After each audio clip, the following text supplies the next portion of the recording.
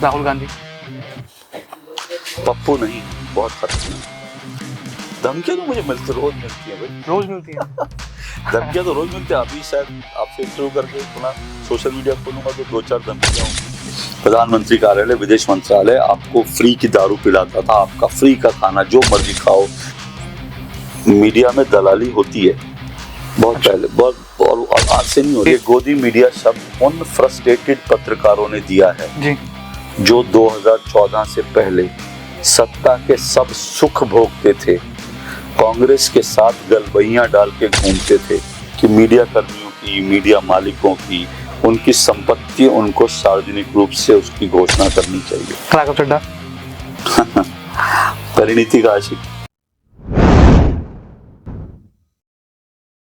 नमस्कार, स्वागत है आप सभी का द रोमी टॉक में। मैं हूं आपके साथ मनीष झा।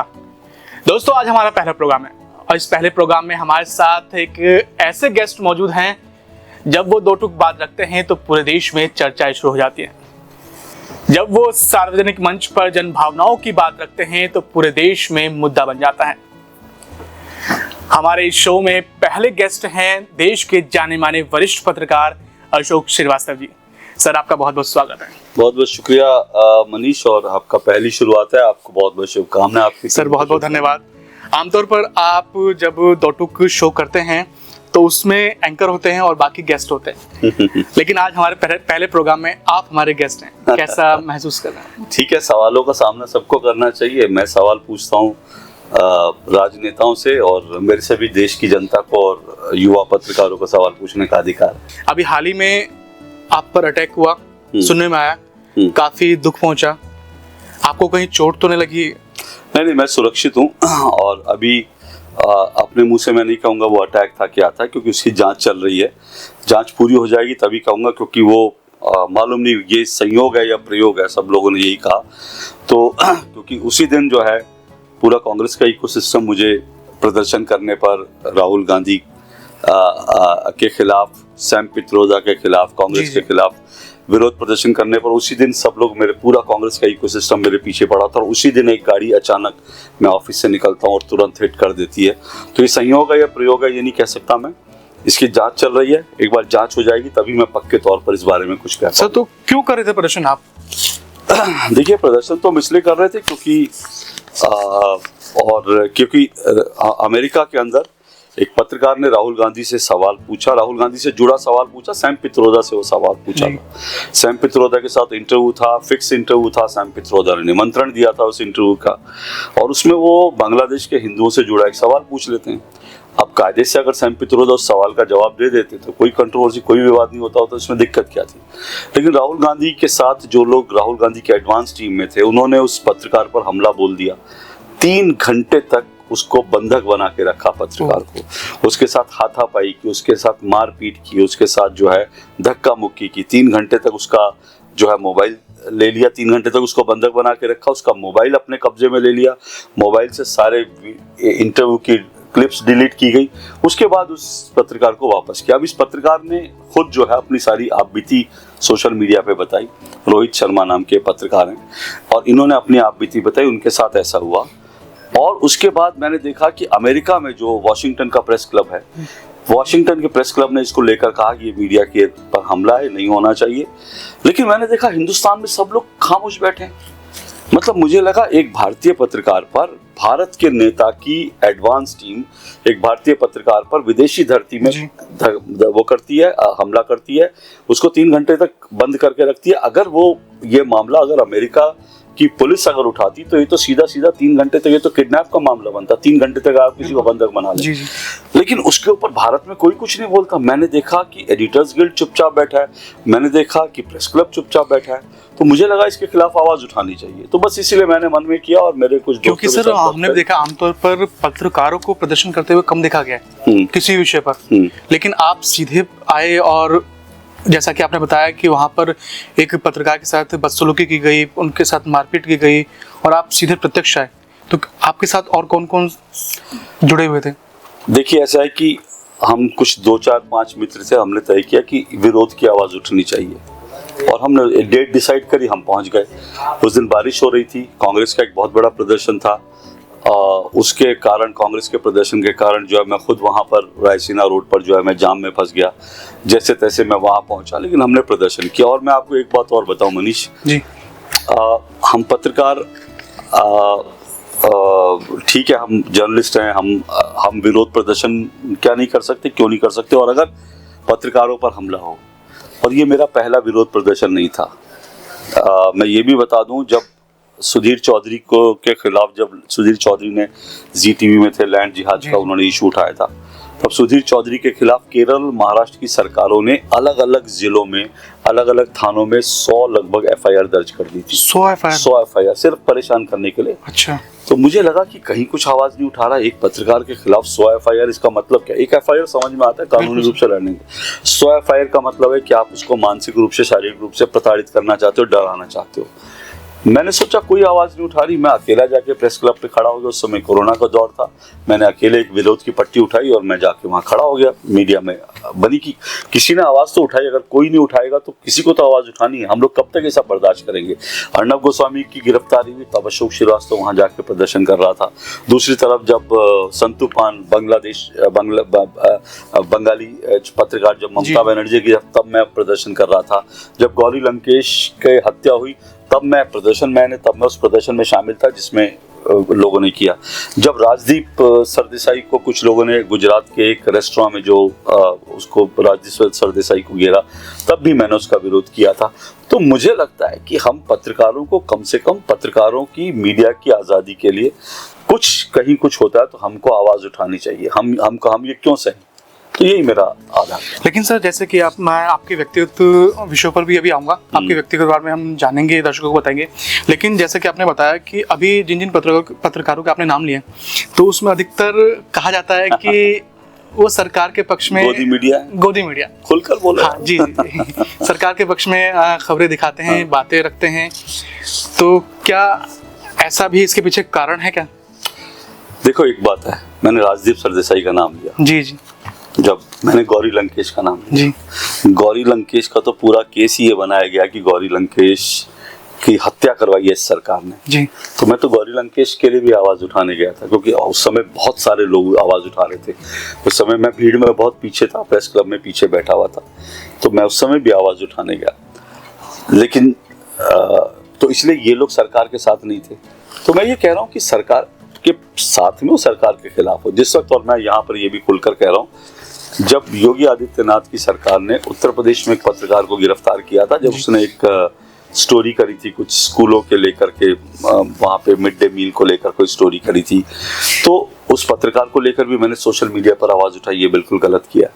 तो मेरे हिसाब से मैं तो सबके लिए आवाज़ उठाता हूँ, लेकिन मैं सिंगल आउट तब हो जाता हूँ जब आप कह रहे हैं इधर वाले पत्रकार, ठीक है ना। अब क्यों? क्योंकि जब गौरी लंकेश के हत्या के खिलाफ वो होता है, प्रदर्शन होता है, तो वहाँ बहुत बड़ी भीड़ थी। अशोक श्रीवास्तव वहाँ अकेला पीछे बैठा हुआ था, तो अशोक श्रीवास्तव कहीं लाइमलाइट में नहीं आए, क्योंकि उस समय बड़े बड़े लोग, बड़े बड़े मठाधीश पत्रकारिता के वो आ गए थे, तो लाइमलाइट उनके पास थी। अब यहाँ पे जब प्रदर्शन होता है तो वो बड़े बड़े मठाधीश नहीं है, तब अशोक श्रीवास्तव अकेला है, इसलिए फोकस अशोक श्रीवास्तव पे आ गया। क्यों सर, क्या है इसके पीछे का रीजन कि अशोक श्रीवास्तव जी अब आगे दिख रहे हैं, लेकिन जो पहले मठाधीश जैसा बता रहे हैं कि जो बड़े बड़े पत्रकार थे वो अब पीछे हट गए? क्योंकि मठाधीश जो है ना, वो पत्रकारों के लिए आवाज उठाने नहीं आते, वो नरेंद्र मोदी को घेरने आते हैं, योगी आदित्यनाथ को घेरने आते हैं। यानी आप कह रहे हैं व्यक्तिगत हमला करते हैं? व्यक्तिगत हमला मतलब उनको एक बहाना मिलना चाहिए। अच्छा। वो एक इशू देखते हैं कि अच्छा इस इशू पे मोदी को घेर सकते हैं, तो वो आ जाते हैं इस इशू पे। तो इसलिए जो है वो सेलेक्टिवली करते हैं। मैं फिर कह रहा हूँ, मैं सेलेक्टिवली नहीं करता। आप मेरा सोशल मीडिया पोस्ट उठा के देख लीजिए। मैं फिर कह रहा हूँ, गौरी लंकेश के लिए अगर मैंने राजदीप सरदेसाई के लिए आवाज उठाई और अगर मैं बाकी लोगों, तो इसका मतलब मैं बायस तो नहीं हो रहा ना। ये हो सकता है, आप ये जरूर कह सकते हैं कि जब जुबैर को गिरफ्तार किया तब मैंने आवाज नहीं उठाई। बिल्कुल नहीं उठाई, क्योंकि एक बात है, पहली बात जुबैर क्या पत्रकार है, उसने तो खुद ट्वीट करा था मैं पत्रकार नहीं हूँ। और दूसरी बात, कोई पत्रकार अगर फेक न्यूज फैलाता हुआ पकड़ा जाएगा, उसकी गिरफ्तारी हो, मैं उसके लिए आवाज नहीं उठाऊंगा, क्योंकि मैं मानता हूं पत्रकारों को फेक न्यूज फैलाने की आजादी नहीं है। इसके अलावा कोई इशू होगा, किसी को परेशान करेंगे, तो मैं जरूर आवाज उठाऊंगा। ठीक है सर, अभी विश्वसनीयता पर हम आगे बात करेंगे। लेकिन अब जो हमारे सर ये जो द रॉमी टॉक है, इस प्रोग्राम में हमारे 3 सेगमेंट है। पहले सेगमेंट में आपका पर्सनल जो इन्फॉर्मेशन है, जो आपका व्यक्तिगत जो आपका अभी सफर रहा है उस बारे में बातचीत करेंगे। सेकंड सेगमेंट में जो अभी गंभीर विषय, अभी शुरुआत हमने गंभीर विषय से की है, तो गंभीर विषय पर हम बातचीत करेंगे। और थर्ड सेगमेंट में हम रैपिड फायर क्वेश्चन करेंगे, जिसमें कुछ नेताओं के नाम लेंगे, उनके बारे में आपको बताना है। तो शुरुआत करते हैं फर्स्ट सेगमेंट में।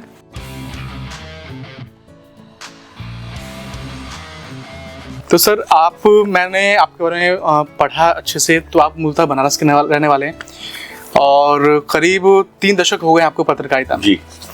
तो कैसे आपका पत्रकारिता की तरफ रुझान बढ़ा, और उससे पहले आपकी पढ़ाई कितनी हुई है, कहाँ हुई है, और कैसे, जैसे कि मैंने पूछा कि पत्रकारिता की तरफ आपका रुझान कैसे आया? देखिए, मेरी पढ़ाई जो है, मैंने हिंदी से पढ़ाई करी, दिल्ली यूनिवर्सिटी से मैंने पढ़ाई की, दिल्ली यूनिवर्सिटी में करोड़ीमल कॉलेज से ही मेरी सारी पढ़ाई। उसके अलावा मेरी शिक्षा सारी दिल्ली में ही, दिल्ली के स्कूल्स में हुई। बेसिक एजुकेशन दिल्ली के स्कूलों में हुई, फिर दिल्ली यूनिवर्सिटी से मैंने आगे की अपनी पढ़ाई की, और उसके बाद जो है मैं जर्नलिज्म में आ गया जी।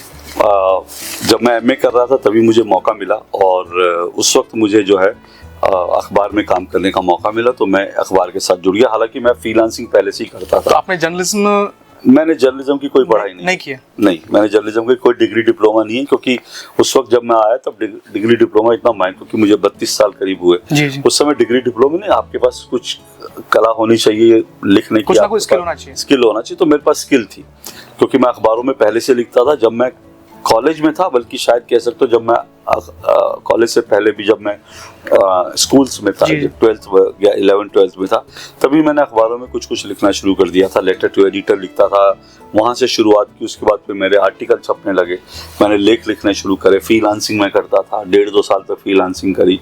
तो ये सब करते हुए मैं धीरे धीरे पत्रकारिता में आ गया। अब वो एक लंबी कहानी है, मैं उसमें डिटेल में नहीं जाऊंगा कि मैं पत्रकार कैसे बना, क्योंकि वो एक थोड़ी सी लंबी कहानी हो जाती है। मेरे लिए फर्स्ट चॉइस जर्नलिज्म नहीं था, लेकिन जिंदगी क्या था सर? मेरे लिए फर्स्ट चॉइस, अगर मैं सही कहेंगे तो जब मैं छोटा था जी, तो मैं सबसे पहले, मुझे था आर्मी में जाना है। मुझे पायलट बनने का शौक था, मुझे फाइटर प्लेन देखकर बड़ा अच्छा लगता था जब मैं छोटा था। लेकिन उसके बाद क्या हुआ कि मुझे पता चला कि फाइटर प्लेन उड़ाने के लिए और पायलट बनने के लिए आपको मैथ्स और साइंस आपकी अच्छी हो। मैं मैथ्स साइंस में बहुत खराब था, पुअर था। तो मुझे लगा मैं क्या देख रहा हूँ, जब जो मैथ साइंस से सर आप भी पीछे रखते रहे। हाँ, मैं भी मैथ साइंस से बहुत पीछे रखता था। तो मुझे वो समझ में नहीं आता था मैथ्स, तो फिर मैं इसलिए जो है वो मेरे सपना टूट गया। फिर मुझे लगता था कि मैं एक्टर बन जाऊं, क्योंकि मैं एक्टिंग बड़ी अच्छी करता था। लेकिन उसके लिए बहुत संघर्ष करना पड़ता। मेरी पारिवारिक मजबूरियां थी कि मुझे जल्द से जल्द नौकरी। मैंने कहीं पढ़ा था कि आपके फादर फिल्म उद्योग में कहीं जुड़े हुए थे? फिल्म उद्योग में नहीं थे। मेरे फादर का वो शुरू में उन्होंने स्टार्ट किया, मुंबई में थे वो फिल्म डॉक्यूमेंट, ये जो फिल्म डिवीजन से जुड़े रहे थे। उसके बाद उन्होंने गुरुदत्त के साथ कुछ समय तक काम किया। और जब गुरुदत्त साहब की डेथ हुई और उसके बाद जो है उनको मौका मिला, जो है राज कपूर ने उनको ऑफर किया। लेकिन तब तक मेरे फादर ने डिसाइड कर लिया था, गुरुदत्त जी की मौत के बाद उनको लगा कि बॉम्बे में नहीं रहना, तो वो दिल्ली आ गए। दिल्ली आके टाइम्स ऑफ इंडिया ग्रुप के साथ जुड़े वो। तो टाइम्स ऑफ इंडिया ग्रुप में फिर उन्होंने काम किया। तो पर मेरे फादर की ज़िंदगी ऐसी थी कि उन्होंने बहुत संघर्ष की ज़िंदगी थी। तो मुझे लगा कि मुझे जितनी जल्दी अपने पैरों पे खड़ा हो जाऊं, तो मैं वो संघर्ष नहीं कर सकता था। फिर मेरा एक और भी शौक था कि मैं स्पोर्ट्समैन बनूं। लेकिन उस वक्त, जैसे आज नरेंद्र मोदी ने स्पोर्ट्स के लिए एक अवसर खोल दिया, वैसे अवसर नहीं थे। और दूसरी बात है, फिर उसके बाद मैं जब कॉलेज में था तो मेरा एक एक्सीडेंट हुआ, बहुत भयंकर एक्सीडेंट हुआ। 1.5 महीने मैं हॉस्पिटल में था। तो उसके बाद मेरे जब पैर में प्रॉब्लम होगी तो फिर मुझे लगा मैं स्पोर्ट्समैन भी कैसे बन पाऊंगा। तो तब जाके फिर मुझे लगा कि मैं जर्नलिज्म की तरफ मुझे आना चाहिए, क्योंकि मुझे जल्दी नौकरी भी चाहिए थी और साथ साथ मुझे लिखने की एक और न्यूज़ की एक सेंस थी।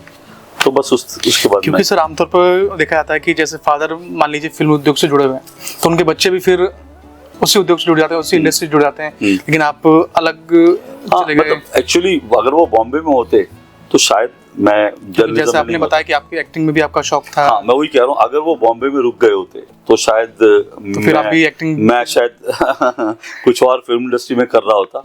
लेकिन वो दिल्ली आ गया और दिल्ली में तो फिल्म इंडस्ट्री वगैरह का वैसे भी कोई स्कोप नहीं। और मैंने कहा कि आपको बॉम्बे जाना पड़ेगा, बॉम्बे जाके संघर्ष करना पड़ेगा। तो वो सब चीज़ें जो है मेरे लिए संभव नहीं थी। तो तब मुझे लगा कि फिर मुझे जो संभव है और जिसमें मैं जल्दी अपने फादर के लिए एक सपोर्ट सिस्टम बन सकता हूँ, तो फिर मैंने जल्दी सर, आपकी पहली नौकरी किस संस्थान में थी और किस चैनल में, और कितनी पहली सैलरी थी? मेरी पहली जो नौकरी थी, मैं अब सैलरी पूछेंगे तो मैं आपको ये भी बता दूं, क्योंकि मुझे इसको कहने में कोई शर्म नहीं है, गुरेज नहीं है। मैंने आपको पहले बताया, मेरी फैमिली में मतलब मेरे बहुत, हम लोग मॉडर्न परिवार, और घर में बहुत अच्छी स्थिति नहीं थी आर्थिक रूप से। तो मैं जब 10th में था, 10th क्लास के बाद मैंने तय किया था कि मैं अपने फादर से अपने शौक पूरे करने के लिए पैसे नहीं लूँगा। शौक पूरे, मुझे था कि मेरे फादर मेरी पढ़ाई का पैसा दे रहे हैं, जो ज़रूरत का पैसा दे रहे हैं, तो मुझे अपने शौक भी पूरे करने थे। शौक क्या थे? अच्छी जीन्स खरीद लो, अच्छे जूते खरीद लो, यही शौक होते थे उस समय। ये तो मैंने 10th क्लास के बाद जो है, मैंने सोचा कि मैं कुछ कमाऊँगा। अब कमाने के लिए 10th क्लास वाला क्या कर सकता है? तो मैंने 10-11वीं जब वो मेरे मतलब जब 10th नहीं 12th, सॉरी 12th के बाद की बात कर रहा हूँ, जब मैंने 12th के एग्ज़ाम दिए, उसके बाद एग्ज़ाम देने के बाद छुट्टियाँ जब हुई, तो मैंने गांधीनगर में, गांधीनगर बहुत बड़ा कपड़ों का होलसेल का मार्केट है, मैंने गांधीनगर में एक शॉप पे काम किया। जी जी। और उस शॉप पे काम ये था, वो लेसिस, जो कपड़े के लेसिस आते हैं, उसकी शॉप थी।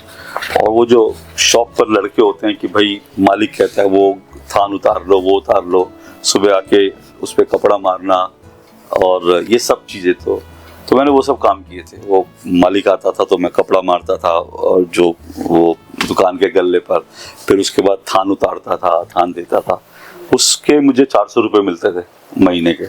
तो मैंने 2-3 महीने वो काम किया। फिर जब कॉलेज शुरू हो गए तो फिर मुझे लगा कि अब क्या करूं, तब फिर मैंने ट्यूशन पढ़ानी शुरू कर दी अपने जेब खर्ची के लिए। तो वो सब चीज़ें था। उसके बाद पहली नौकरी, क्योंकि मैं अखबारों में लिखने लगा था और फ्रीलांस करने लगा था, तो उससे थोड़ी थोड़ी मुझे इनकम होती थी। और उसके बाद मुझे पहली नौकरी जो है पांचजन्य में ऑफर हुई, और तब जो है, तब मेरी सैलरी 1800 रुपये थी एज ए सब एडिटर। बात सर ये बात है 89 की, नहीं 89 नहीं, नॉट 89, ये बात है 91 या 92 की, 92 की मान के चलिए, 92। अच्छा। तो वहाँ से मेरी जॉब का सिलसिला शुरू हुआ। हालांकि उससे पहले नवभारत टाइम्स से मुझे एक ऑफर, मतलब जॉब मिल गई थी, लेकिन वो मेरी जो है ना, वो रिटेनरशिप की जॉब थी। उसमें मुझे ये था कि मुझे नोएडा और इस NCR की रिपोर्टिंग करनी है, लेकिन वो सैलरी बेस नहीं था। उसमें मुझे कहा गया था कि मैं जितनी स्टाइपेंड तो मतलब उसमें कहा कि स्टाइपेंड मिलेगा और जितनी आप वो करोगे उतने लाओगे, लेकिन वो मुझे लग रहा था कि वो सब मैंने नहीं। तो फिर उसके बाद तब तक मुझे पांचजन्य से जॉब ऑफर हो गई, तो मैंने वहाँ ज्वाइन कर लिया, और उसके बाद फिर मैंने तब से लगातार काम करता रहा। तो करीब 30 वर्षों से 35 वर्षों से काम कर रहे हैं। हाँ बिल्कुल। तो कैसा रहा आपका सफर पिछले 3 दशक में? क्या क्या कठिनाई रही और क्या क्या आसान चीजें रही? कोई ऐसा कोई कहानी बताइए जो दर्शक।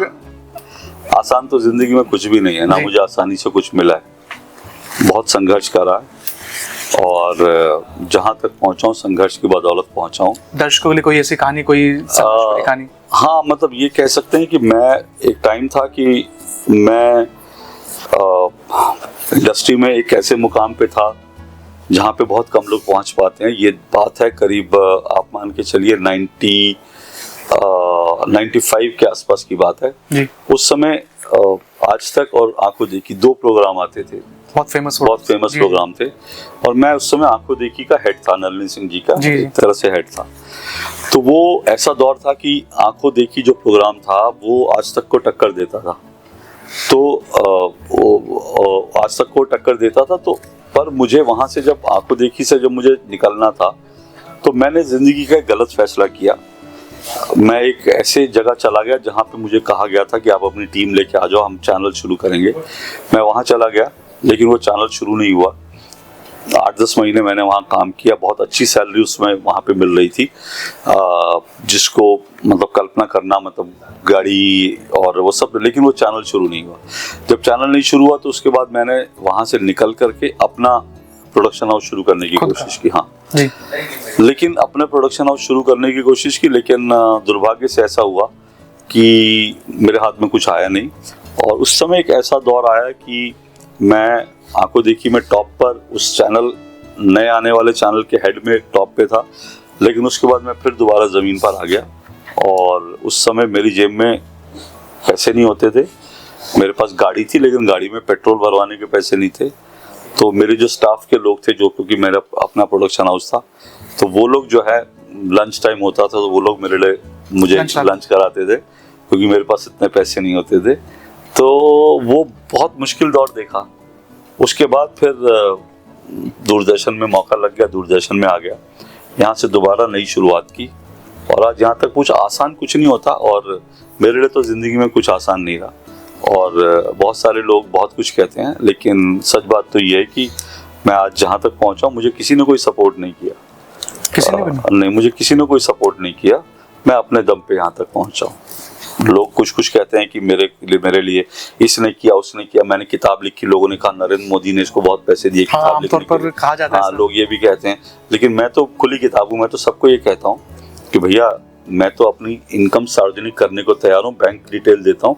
मैं कहता हूँ सब पत्रकारों को चाहिए कि अपनी आय व्यय का, अपने संपत्ति का सार्वजनिक घोषणा करे। तो मैं तो सार्वजनिक घोषणा करने के लिए तैयार हूँ। 10 पत्रकार देश के खड़े हों और कहें हाँ हम करते, तो मैं ये भी मुहिम लाना चाहता हूँ, लेकिन कोई आता नहीं। तो आइए सार्वजनिक घोषणा करिए अपनी संपत्ति की। तो करता नहीं कोई, मैं तो करने के लिए तैयार। बहुत बड़ा स्टेप है। हाँ, तो मैं तो करने, इसलिए मैं करने के लिए तैयार हूँ, क्योंकि लोग कहते हैं कि पता नहीं कहाँ से पैसा मिलता है, ये होता है वो होता है, दलाली कर रहे हैं, गोदी मीडिया है।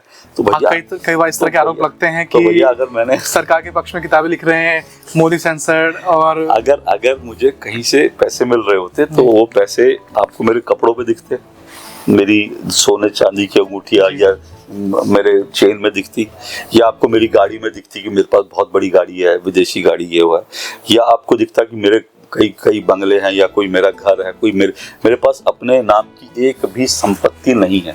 नॉट इवन अ सिंगल जो है रूम हाउस, कोई फ्लैट मेरे नाम पर कोई संपत्ति नहीं है। मेरे नाम पे सिर्फ एक गाड़ी है, वो भी अभी लोन पर है, उसका भी अभी 2.5 लाख रुपए चुकाना है। और मेरे बैंक बैलेंस जो है वो खुली किताब है। मेरा बैंक बैलेंस, मैं कहता हूँ कि मेरा बैंक बैलेंस, तो भाई पैसा कहीं, तो मेरे परिवार में किसी के पास पैसा नहीं है, तो सीधी सी बात है, अगर वो पैसा आएगा तो कहीं तो होगा ना। बिल्कुल दिखेगा वो तो वो कहीं दिखता नहीं, तो इसलिए। अच्छा सर, जैसे आपने बताया कि आपने पत्रकारिता नहीं की है, मीडिया की पढ़ाई नहीं की है, और फिर भी आप मीडिया में जुड़े। तो जैसे कई बार आजकल देखा गया है कि कई चैनलों में जिन बच्चों ने मीडिया की पढ़ाई की होती है उनको ही प्रेफरेंस दिया जाता है। नहीं, देखो जब मैं देखो मनीष, जब जिस दौर में मैं आया, उस दौर में एंट्री पॉइंट पर आपसे ये नहीं पूछा जाता था कि आपने डिग्री डिप्लोमा है। वो दौर अलग था। उस दौर में हार्डली मीडिया के, और उस दौर में टेलीविजन भी नहीं था, सिर्फ अखबार थे। हाँ जी। आज का दौर अलग है। आज इसमें टेक्निक है, आज इसमें टेक्नोलॉजी है, आज इसमें एक ट्रेनिंग की जरूरत है। तो आज ट्रेनिंग सेंटर 50 हैं, यूनिवर्सिटीज हैं। बिल्कुल सर। तो आज के दौर में आपको डिग्री डिप्लोमा करके ही आना चाहिए। मैं जिस दौर में आया वो दौर अलग था, लेकिन अब आने के बाद मैंने तो सीखी ना सब, लेकिन उसके बावजूद मैं ये कहता हूँ मैंने डिग्री डिप्लोमा, मेरे पास कोई मास कम्युनिकेशन की पढ़ाई नहीं है, लेकिन मैं देश की कई यूनिवर्सिटीज के साथ, IIMC के साथ जुड़ा रहा। उनका कोर्स जो होता है, सिलेबस होता है, उसको डिसाइड करने में भी उस टीम में रहा, उसमें हेल्प करता। हाँ, तो उस टीम में रहा, इसलिए क्योंकि मेरे पास, मैं अपने अनुभव से सीखा हूँ। लेकिन आज के दौर में आपको कोर्स करना जरूरी है।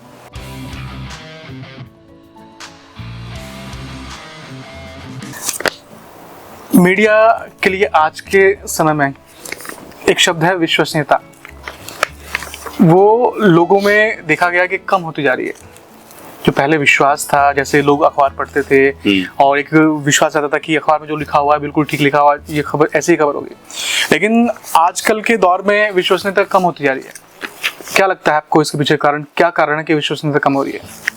बड़े सारे कारण है। जबकि पत्रकार वही हैं, काम करने वाले भी वही हैं। नहीं, अब बड़े सारे कारण है। एक कारण तो ये है कि हम लोग तेजी के चक्कर में ना कई बार चैनल ब्रेकिंग न्यूज चला देते हैं, कुछ चला देते हैं, और पता चलता है बाद में झूठ निकल जाती है। तो एक तो वो है, वो चीज़ है।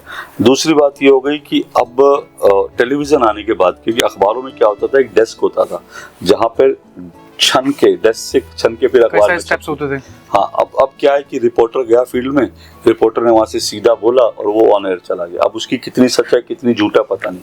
और दूसरी बात ये है कि देखिए, मीडिया, पत्रकार जो हैं, और मैं आपको ये भी बता दूं, मीडिया में दलाली होती है बहुत पहले, बहुत और आज से नहीं हो रही, बहुत पहले से। बहुत बड़ा शब्द इस्तेमाल कर मैं रहे कह हैं। रहा हूँ दलाली होती है, किस तरह की सर? पत्रकार जो है वो ट्रांसफर पोस्टिंग करवाते हैं, उसके पैसे लेते हैं, सब करते हैं। फिर दूसरी बात ये भी मैं बता दूं कि और ये ऐसा नहीं, टेलीविजन आने के बाद अब तो चीजें खुलने लगी ना। तो सर ये दोनों सेक्टर में, प्राइवेट और गवर्नमेंट सेक्टर दोनों में? गवर्नमेंट सेक्टर में तो क्या होगा, प्राइवेट सेक्टर में ही है। ओके। अर्जुन सिंह जब देश के जब वो मध्य प्रदेश के मुख्यमंत्री थे जी, अर्जुन सिंह ने इस देश में पत्रकारों को, उसके पहले भी होगी मुझे जानकारी नहीं, अगर उसके पहले थी तो, लेकिन ये मैं पक्की जानकारी बता रहा हूँ, मुझे जानकारी है। अर्जुन सिंह इस देश के पहले मुख्यमंत्री थे। वो कांग्रेस बीट को कवर करने वाले सारे जितने पत्रकार थे, उनके पास हर महीने की पहली तारीख को अर्जुन सिंह की तरफ से एक लिफाफा पहुंचता था। आपकी जितनी सैलरी है उतना उस लिफाफे के अंदर हरे हरे नोट होते थे। ये जब अर्जुन सिंह मुख्यमंत्री थे तब होता था। यानी आप कांग्रेस बीट पे के पत्रकार हैं तो आपको अर्जुन सिंह का और कांग्रेस का ख्याल रखना है। इसके लिए एक लिफाफा आपके पास पहुंचता था। अगर आपकी सैलरी 5,000 है तो 5,000 का लिफाफा पहुंचता था। आपकी औकात 10,000 की सैलरी की है तो 10,000 का लिफाफा पहुंचता था। ठीक है, क्योंकि मैं ऐसे लोगों को जानता हूं जिनको ये लिफाफे मिलते थे। ठीक है, तो ये देश में दलाली की शुरुआत तब से हुई थी और वो आज तक भी हो रही है। आज भी बहुत सारे लोग इस देश के बड़े सारे पत्रकार हैं जो बड़े बड़े दिल्ली के फार्म हाउस में रहते हैं, जिनके पास विदेशी गाड़ियां हैं, बड़ी बड़ी, मतलब 1-1 करोड़ की, 1.5, 5-5 करोड़ की गाड़ियां हैं, जिनके न्यूयॉर्क में, दुबई में जिनके फ्लैट हैं, अपार्टमेंट हैं। सिर्फ पत्रकारिता करके इतना पैसा नहीं कमाया जाता। तो इसलिए दलाली तो होती है, पॉलिटिकल पार्टियों से पैसा लेते हैं। इस गवर्नमेंट के दौर में होती है? मुझे नहीं पता, होती होगी। इस गवर्नमेंट के दौर में भी कुछ होंगे जिनको मिल रहा होगा। हालांकि कुछ लोग जो है ये शिकायत करते हैं कि ये सरकार तो दारू तक नहीं पिलाती। कुछ लोग ये शिकायत करते हैं कि ये सरकार तो अखबारों को विज्ञापन तक नहीं देती। तो मुझे नहीं पता, लेकिन हो सकता है कुछ लोग पेरोल पे हो, मैं नहीं जानता, हो सकता है। तो ये सब चीजें जांच का विषय मुझे लगता है। और बहुत सारे लोग ऐसे हैं जिन्होंने पत्रकारिता में दलाली करके बहुत कुछ बना लिया। इसलिए मैं कह रहा हूँ, मैं इसलिए बार बार कहता हूँ कि मीडिया कर्मियों की, मीडिया मालिकों की, उनकी संपत्ति उनको सार्वजनिक रूप से उसकी घोषणा करनी चाहिए। तो क्या सर आपके पास भी कोई ऐसा व्यक्ति आया कि आप पैसे ले लो और ये खबर चला दो? हाल फिलहाल में तो मुझे ऐसा याद नहीं रहता, लेकिन डायरेक्टली मेरे पास कोई नहीं है, सच बताऊं तो। इनडायरेक्टली मुझे कई ऑफर आए। अच्छा। इनडायरेक्टली किसी ने कहा, कोई जानकार था कि अगर ये कर दो तो यार ऐसा हो जाए, वो कर दो तो। लेकिन फिलहाल मैं इन सब चीज़ों से बचा हुआ हूँ, क्योंकि मुझे थोड़ा सा ये सब चीज़ें, मतलब मैं क्या कहूँ, मैं फिर कह रहा हूँ कि मैं ये कहूँ कि मैं ईमानदार हूँ, लोग कहेंगे दूसरों को गाली दे रहा है और खुद भी पता नहीं क्या है, तो मेरे बारे में भी लोग पीछे कहते हैं। क्योंकि सर आप खुल के बिल्कुल बातें रख रहे हैं और नहीं, वो भी अपने जो बेल्ट है पत्रकारिता का, जो क्षेत्र है उसको लेकर ही। ठीक है, चोरी चकारी है हमारे यहाँ, बहुत चोरी चकारी है। मैं फिर कह रहा हूँ ना कि मैं किसी के लिए कहूँ तो वो लगेगा, वो कोई मेरे बारे में कहेगा कि अरे ये दूसरों के लिए। तो इसलिए मैं कहता हूँ कि भाई मैं एक सोल्यूशन दे रहा हूँ आपको। पत्रकारिता में शुचिता होनी चाहिए, ईमानदारी होनी चाहिए। मैं एक सॉल्यूशन दे रहा हूँ और सॉल्यूशन ये है कि हर साल पत्रकार सार्वजनिक रूप से अपनी संपत्ति की घोषणा करें। उनके पास कितने बैंक बैलेंस है, क्या उनके पास गाड़ी है, कितना उनके पास लोन है, कितने उनके पास जो है फ्लैट है उनके नाम से, कितना उनके पास सोना चांदी है। ये सब सार्वजनिक रूप से इसका ऐलान करें और किसी भी देश के नागरिक को RTI लगाकर ये जानने का हक होना चाहिए कि अशोक श्रीवास्तव के पास कितनी संपत्ति है और राजदीप सरदेसाई के पास कितनी संपत्ति है, रवीश कुमार के पास कितनी संपत्ति है। देश के हर नागरिक को अधिकार होना चाहिए। क्योंकि सर हमने भी जैसे मीडिया की पढ़ाई की है तो हमने भी उस पढ़ाई में हमने जाना था कि पहले के पत्रकार झोला उठाकर चलते थे और खबर अपना लेके आते थे, लेकिन आज का समय बिल्कुल बदल गया है। पूरी पत्रकारिता बदल गई ना। देखो, एक समय था जब जो अखबार निकलते थे उसके पीछे मालिक का एक विजन था कि उसको देश सेवा करनी है। बिल्कुल सर। अब तो जो मालिक भी निकालते हैं, चैनल निकालते हैं, उनका चक्कर होता है अपनी ब्लैक मनी छुपा लूं, सरकार में उनका कुछ दबदबा हो जाए। हाँ, सबका कुछ ना कुछ होता है। अच्छा। सबका होता है। तो अब वो दौर गया कि मतलब मीडिया के लिए बहुत आप पाक साफ होकर काम कर रहे, अब वो दौर गया। सर आप तो सीधा आप पर भी आते हैं कि जैसे आपने बताया पत्रकारिता के बारे में, पत्रकारों को बताया कि एक शब्द का इस्तेमाल आपने दलाली की जाती है, चोरी की जाती है। तो आप पर भी कई तरह के आरोप लगते हैं कि आप मोदी सरकार के पक्ष में खबरें चलाते हैं, अपना जो डिबेट शो दो टूक करते हैं उसमें जो गेस्ट आते हैं उन पर यदि कोई मोदी गवर्नमेंट के अगेंस्ट सवाल पूछता है तो आप प्रत्यक्ष उनका कटाक्ष करते हैं। इस तरह के आरोप लगते हैं कि जिसे बोलते हैं गोदी मीडिया, कि गोदी मीडिया में आप भी शामिल हैं। जब आप पर ये आरोप लगते हैं तो क्या रिएक्शन होता है आपका? नहीं, मेरा कोई रिएक्शन नहीं होता, ये सब पार्ट ऑफ द गेम है और सामने से हमले होंगे अगर आप कुछ कर रहे हैं। लेकिन मैं ये कहता हूँ कई लोग जो है बिना पढ़े, बिना लिखे, बिना मेरा शो देखे इस तरह की बात करते हैं। आपको मैं कल बताता हूँ, कल मेरा जो शो था वो रवनीत बिट्टू ने राहुल गांधी को आतंकवादी कहा, ठीक है ना। कल मेरा और उसके बाद मल्लिकार्जुन खड़गे की चिट्ठी और दूसरी तरफ जो है जेपी नड्डा की चिट्ठी, कल मैंने इस पे शो किया और मैंने शो के शुरू में भी और मैंने वैसे भी कहा, मैंने कहा मैं मानता हूं कि रवनीत बिट्टू ने राहुल गांधी को अगर आतंकवादी कहा तो गलत है, गलत। मैं ये मानता हूं अगर बीजेपी का कोई नेता कह रहा है राहुल गांधी की जीप काटने, वो गलत है, उसकी जितनी निंदा उतनी करनी चाहिए। कल मैंने शो में बार बार बीजेपी से कहा कि आप क्या विपक्ष के नेता को आतंकवादी कह सकते हैं? गलत है। आप मेरा ट्विटर, सोशल मीडिया पे जाइए, आप मेरा ट्विटर देखिए। जिस दिन तरविंदर सिंह मारवा ने कहा कि राहुल गांधी का हश्र जो है इंदिरा गांधी जैसा होगा, मैंने कहा इसकी जितनी निंदा की जाए कम है। ये सब मैंने लेकिन अगर मैं इसकी निंदा कर रहा हूं तो दूसरी तरफ ये बात भी सच है, मैं रवनीत बिट्टू के बयान के खिलाफ हूं, लेकिन रवनीत बिट्टू ने जो एक बात कही मैं उसके साथ में कहूँ। रवनीत बिट्टू ने यह भी कहा कि राहुल गांधी को पन्नू का विरोध करना चाहिए। पन्नू ने जो कहा कि राहुल गांधी ने हमारी बात का सपोर्ट किया, पन्नू ने जो कहा कि हम यही बात कर रहे थे जो राहुल गांधी कर रहे हैं, पन्नू ने कहा कि इसलिए क्योंकि राहुल गांधी कह रहे हैं कि भारत में सिख कड़ा नहीं पहन सकते, पगड़ी नहीं पहन सकते, इसीलिए खालिस्तान की जरूरत है। तो पन्नू ने कहा कि इसने रवनीत बिट्टू ने कहा कि राहुल गांधी को चाहिए कि इस पर वो पन्नू की आलोचना करे, पन्नू को कहें कि झूठ बोल रहा है। इस पर मैं रवनीत बिट्टू के साथ हूँ। क्या ये राहुल गांधी को ये नहीं करना चाहिए? राहुल गांधी आतंकवादी नहीं है, बिल्कुल सही बात है, बिल्कुल नहीं। विपक्ष के नेता हैं, उनके साथ सम्मान से बात। लेकिन क्या ये सही नहीं है कि राहुल गांधी ने जाकर अगर बोला कि कड़ा नहीं पहन सकते भारत में सिख जो है, पगड़ी नहीं, तो राहुल गांधी ने झूठ बोला? तो मैं ये कह रहा हूँ कि किसी भी चीज को परसेप्शन पे मत जाइए, फैक्ट्स पे जाइए। मेरी डिबेट में अगर जो है कोई बीजेपी से सवाल करे, मैं खुद सवाल करूंगा, कोई दिक्कत नहीं है। मैंने कल भी सवाल किए, आज भी करूंगा, रोज करूंगा। लेकिन मेरी डिबेट में कोई अगर झूठ बोलेगा तो मैं उसको एक्सपोज करूंगा। राहुल गांधी ने अमेरिका में जाके कहा कि चीन की इकोनॉमी, चीन में बेरोजगारी की समस्या नहीं है। चीन इस वक्त बेरोजगारी में भारत से कहीं ज्यादा समस्या से जूझ रहा है। तो क्या राहुल गांधी ने झूठ बोला तो क्या हम इसलिए माफ कर दें कि राहुल गांधी हैं? क्या राहुल गांधी के झूठ को हमें नहीं एक्सपोज करना चाहिए? बिल्कुल करना चाहिए। तो मेरा ये मानना है कि हमें फैक्ट्स पे बात करनी चाहिए एक जर्नलिस्ट के लिए। एक जर्नलिस्ट के लिए फैक्ट्स से ज्यादा कुछ नहीं। बिल्कुल। राहुल गांधी हो या फिर नरेंद्र मोदी हो, अमित शाह हो, जो फैक्ट्स बोल रहा है उसके खिलाफ हमको, जो गलत फैक्ट बोल रहा है उसको हमें सही करना चाहिए। अब मैं कांग्रेसियों के झूठ पकड़ लेता हूँ, इसलिए वो मुझसे नाराज हो जाते हैं, इसलिए कांग्रेस का इकोसिस्टम मुझे गोदी मीडिया कहता है। और मैंने जो, फिर अगर मेरी किताब की बात आए, मैंने किताब लिखी, मैं कह रहा हूँ, मैं बार बार कहता हूँ, चुनौती दे के कहता हूँ, मैंने उस किताब में जो भी फैक्ट्स दिए वो तो छपे हुए ना, आप उसको काउंटर कर दो ना कि झूठ है। आपने अपनी किताब की बात की, आपने हाल ही में 2 किताबें निकाली थी, उसमें जो सबसे महत्वपूर्ण, दोनों किताबें महत्वपूर्ण हैं, लेकिन उसमें जो एक टाइटल था एक किताब का, Modi versus Khan market gang, आपने उस बुक में, मैंने पढ़ा है बुक, वो उस बुक में आपने लिखा कि 2019 में प्रधानमंत्री नरेंद्र मोदी ने इस शब्द का इस्तेमाल किया था, खान मार्केट गैंग। कौन है खान मार्केट गैंग? देखिए, मोदी जी ने जो इस्तेमाल किया वो मैं इसको कई बार बता चुका हूँ। दरअसल ये शब्द अरुण जेटली इस्तेमाल करते थे। खान मार्केट गैंग उनको कहा जाता था जो कुछ रिच सांसद, जिनके बाप दादा सांसद थे, जो पैसे वाले हैं, जो पैसे वाले पत्रकार हैं, वो लोग खान मार्केट में बैठकर लंच करते थे एक साथ और वहीं पर सारी प्लानिंग उनकी होती थी। तो अरुण जेटली उनको कहते थे ये खान मार्केट गैंग है।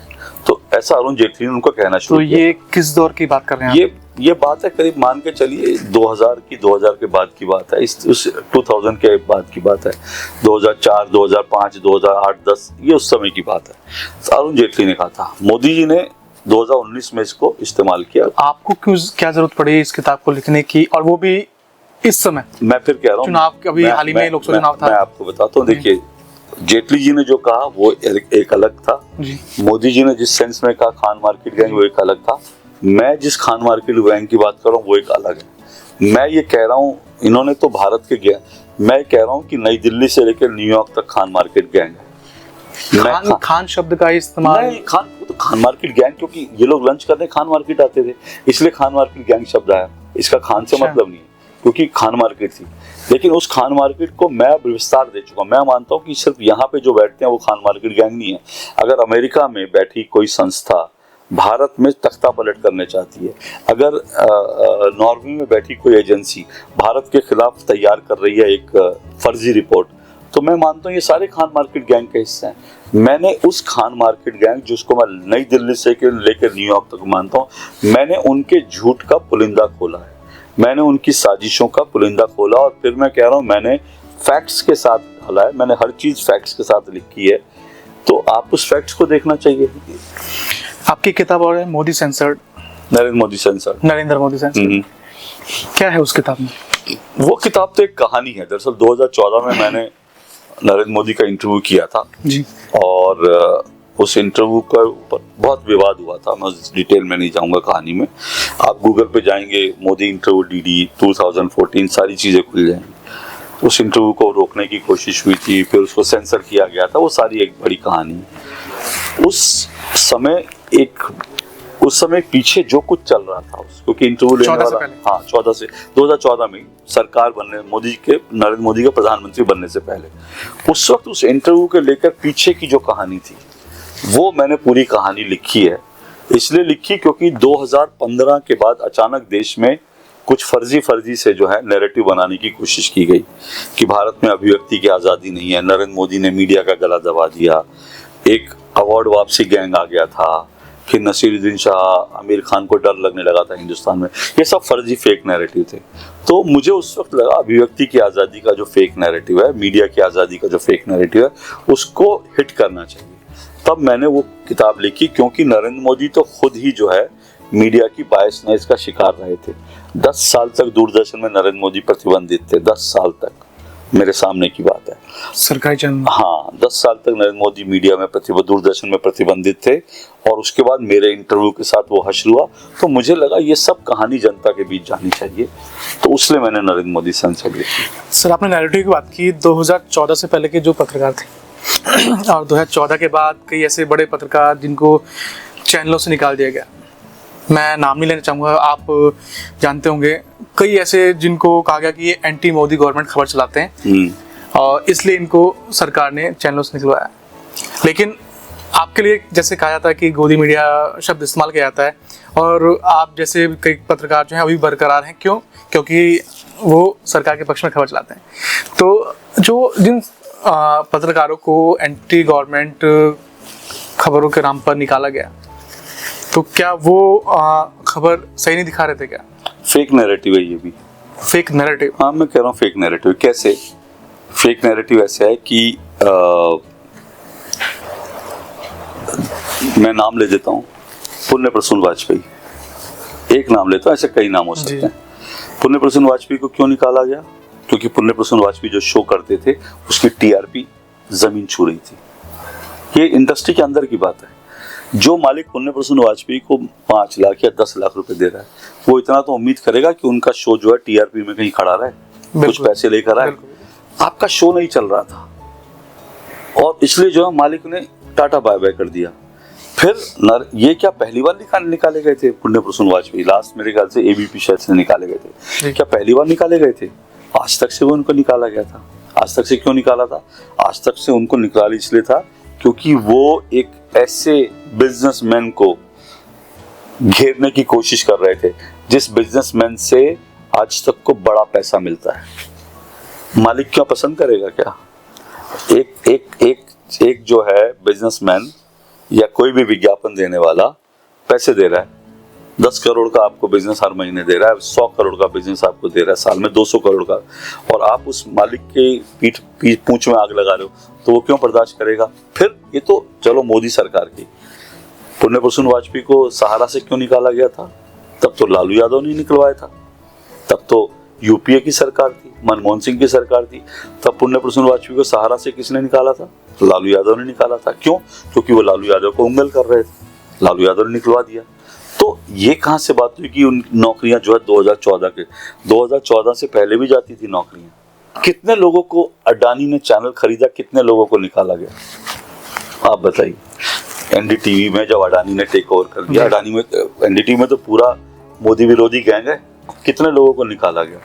सर इसका तो आइडिया है नहीं। मैं बता रहा हूँ आपको, एक भी आदमी को नहीं निकाला गया। आज भी नगमा सहर और बाकी लोग जो सब वहां बैठे हैं, उतनी सैलरी ले रहे हैं, सब बैठे हैं। सैलरी का मुझे नहीं पता क्या ले रहे हैं क्या नहीं ले रहे, लेकिन एनडीटीवी में आज भी सब वो लोग बैठे हैं, ठीक है।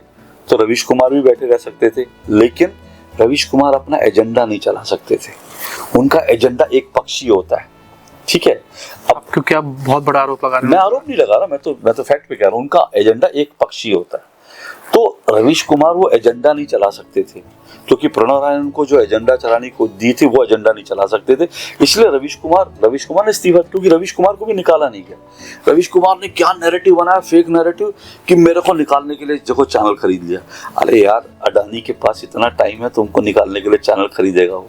मतलब तुमको इतनी बड़ी चीज भी नहीं हो यार, मतलब कुत्ता पालो बिल्ली पालो, इतनी गलतफहमी मत पालो कि भाई अडानी ने तुमको निकालने के लिए चैनल खरीदा। तो ये सब बकवासबाजी है। चैनल जो बिका उसके पीछे मैं नहीं जाऊंगा, बड़े सारे कारण। लेकिन सर कहा तो जाता ना कि अडानी अंबानी मोदी, प्रधानमंत्री नरेंद्र मोदी के मित्र हैं, और अडानी किसके मित्र नहीं है? ये आरोप लगाते हैं विपक्ष। मैं तो कह रहा हूँ अडानी किसके मित्र नहीं है। पश्चिम बंगाल जाते तो ममता बनर्जी उनके लिए पलक पावड़े बिछाती है। अभी जगनमोहन रेड्डी ने पहला करार ही अंबानी के सिक किया। तो अंबानी किसके मित्र नहीं है? अंबानी हर एक के मित्र हैं, अडानी हर एक के मित्र हैं। सॉरी, अडानी के बाद अडानी हर एक के मित्र है। अंबानी की शादी में कौन कौन नहीं पूड़ी खाने गया था? कौन कौन पूड़ी नहीं खाने? आपको आया था इनविटेशन? नहीं, मुझे कोई मुझे क्यों आएगा? मैं बड़ा छोटा आदमी हूँ यार, मैं क्यों बड़ा छोटा आदमी? ना मैं अंबानी का दोस्त हूँ, ना अडानी का दोस्त हूँ, ना मोदी जी का दोस्त हूँ, मैं बड़ा छोटा आदमी हूँ, तो मुझे कोई क्या बुलाएगा? लेकिन अंबानी की शादी में पूरा समाजवादी पार्टी पूरी गई, अखिलेश यादव पूरे कुनबे के साथ गए, रोज गाली देते हैं। कांग्रेस के राहुल गांधी ने तो इतना ऑब्वियस कर दिया बोल बोल के कि राहुल गांधी नहीं गए, लेकिन राहुल गांधी के अगल बगल वाले सारे लोग गए थे अंबानी के यहाँ पूरी खाने के लिए, सारे लोग गए थे। लालू यादव गए थे पूरे। तो कौन नेता नहीं गया था? अभिषेक मनु सिंघवी सबसे करीब है राहुल गांधी के, आम आदमी पार्टी के, सब गए थे पूरी खाने के लिए। तो अंबानी की शादी में पूरी खाने आप जाओगे और उसके बाद गाली भी दोगे, ये क्या है? तो ये डबल स्टैंडर्ड, ये सब नाटक है, ढकोसला है। जो रवीश कुमार कहते हैं या कुछ भी, रवीश कुमार को, मैं फिर कह रहा हूँ, रवीश कुमार को निकाला नहीं गया, तो उन्होंने इस्तीफा दिया। क्यों? क्योंकि उनको लग रहा था अपना एजेंडा वो उस तरह से नहीं चला पाएंगे। तो ठीक है, अब अभी भी वो जितनी सैलरी कमाते थे उससे ज्यादा कमा रहे हैं अपने चैनल चला के। लेकिन सर सभी चैनल तो अपने एजेंडा के अनुसार चलाते हैं ना अपना। तो बिल्कुल, ये आपने बिल्कुल सही बात करी। हर चैनल की एक एडिटोरियल पॉलिसी होती है, आपको उस एडिटोरियल पॉलिसी पर बंद कर रहना पड़ेगा, ठीक है, ये बात तय है।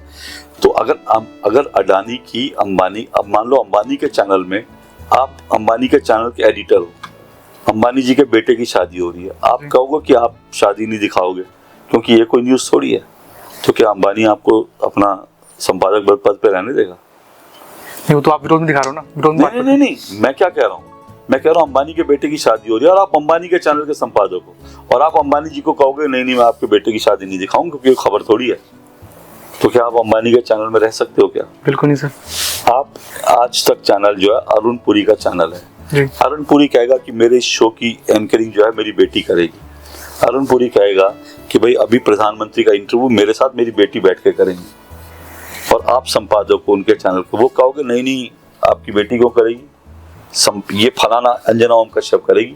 आप अगेंस्ट में जा रहे हो ना, मालिक के अगेंस्ट। तो मैं यही एग्जैक्टली आपको बता रहा हूँ। देखिए फर्क, हर चैनल में जो मालिक है वो मालिक है ना भाई, वो आपको पैसा दे रहा है भाई। हाँ, जो ऑनर करेगा आपको वो करना ही पड़ेगा, जो ऑनर करेगा कहना पड़ेगा ना। तो चाहे वो अंबानी का चैनल हो, अडानी का चैनल हो, प्रणव राय का चैनल हो। अच्छा, प्रणव राय का चैनल बता देता हूँ। रवीश कुमार जी बहुत बड़े पत्रकार हैं, प्रणव राय जी बड़े स्वतंत्र पत्रकार थे, ठीक है, सब बड़े पत्रकार थे। क्या जब बरखा दत्त के ऊपर नीरा राडिया टेप जब सामने आई, बरखा दत्त जब उसमें दलाली कर रही थी, बरखा दत्त जब सरकार के साथ मंत्री बनवा ली थी एक करप्ट आदमी को, क्या वो टेप एनडीटीवी पे चले थे? रवीश कुमार जी ने उस पर ज्ञान पेला था क्या? आधे घंटे आते, 1 घंटे ज्ञान पेलते कि मीडिया में देखो जी कैसा करप्शन है, कैसे एनडीटीवी की पत्रकार बरखा दत्त जो है वो मंत्री बन। रवीश कुमार जी ने उस पर कोई शो किया था? अगर किया हो तो मुझे बताइएगा। तो ये सब ना सिर्फ ढकोसलेबाजी होती है, दिखावा होता है। ठीक है कि हम बड़े स्वतंत्र पत्रकार, हम बड़े, आप क्या करते? आपको अगले दिन लात मार के प्रणव राय निकाल देता। तब आपकी पत्रकारिता कहाँ गई थी, क्रांतिकारी पत्रकारिता? ये सब सिर्फ कहने की बात है, जिसको जो सूट करता है वो करता है। ठीक है, तो ये सब सर जो आप बेबाकी से इतनी बातें रखते हैं, बेबाकी मैं सच कह रहा हूँ भाई, और मैं क्या बेबाकी आपको ऐसा बोल सकते हैं कि ऐसा डर नहीं लगता कि लोग आप पर शिकायतें करेंगे, केस करेंगे इस तरह का? अगर मैं कुछ गलत कह रहा हूँ तो फिर मुझ पे केस कर देना। मैं फिर कह रहा हूँ, मैंने कुछ अगर गलत कहा तो आप केस कर दो। मैं तो सब कुछ जो कह रहा हूँ ऑन रिकॉर्ड कह रहा हूँ। मुझे कोई, अगर मैं गलत कह रहा हूँ तो मुझे डर होता, मुझे कोई ये कहने में कोई वो नहीं। ठीक है सर, आपने बेबाकी से बात रखी है। अभी हाल ही में 2 डिबेट शो मैंने देखे न्यूज चैनल पर। एक आपका देखा था और एक अभी हाल ही में 2-3 दिन पहले ही, कुछ दिन पहले ही एक डिबेट शो में 2 विशेषज्ञ थे जिनमें तू मैं हुई काफी। आपने भी देखा होगा, आपने भी अभी हाल ही में। ठीक है, और ये आशुतोष वाला जो जी, एक पूर्व पत्रकार और एक विशेषज्ञ थे। उससे पहले आपके डिबेट शो में भी एक बार मैंने देखा, 2 टूक शो ही था, उसमें भी इस तरह की चीजें हुई थी। डिबेट शो आमतौर पर लोग जो विचारों को जानने के लिए देखते हैं कि पार्टीज के क्या विचार हैं, विशेषज्ञ क्या विचार, लेकिन इस तरह से मैं लोगों का एक रुझान जो विशेषज्ञों के प्रति है, न्यूज चैनल के प्रति है, वो एक स्तर गिरता जा रहा है। देखिए, गिरने की बात नहीं है। एक तो राजनीति बहुत, इस वक्त जो है राजनीति बहुत तीखी हो गई है, बहुत डिवाइडेड हो गई है, और जितने राजनीतिक प्रवक्ता या जितने राजनीतिक विश्लेषक है वो भी बढ़ गए हैं। कोई राजनीतिक विश्लेषक वो नहीं है, न्यूट्रल नहीं है, और न्यूट्रल कोई होता भी नहीं है। पहले भी नहीं था, अब भी नहीं है। हर संपादक पहले भी वो कहीं ना कहीं जो किसी न किसी पार्टी से, किसी न किसी नेता से प्रभावित होता था, आज भी है। कोई न्यूट्रल नहीं है।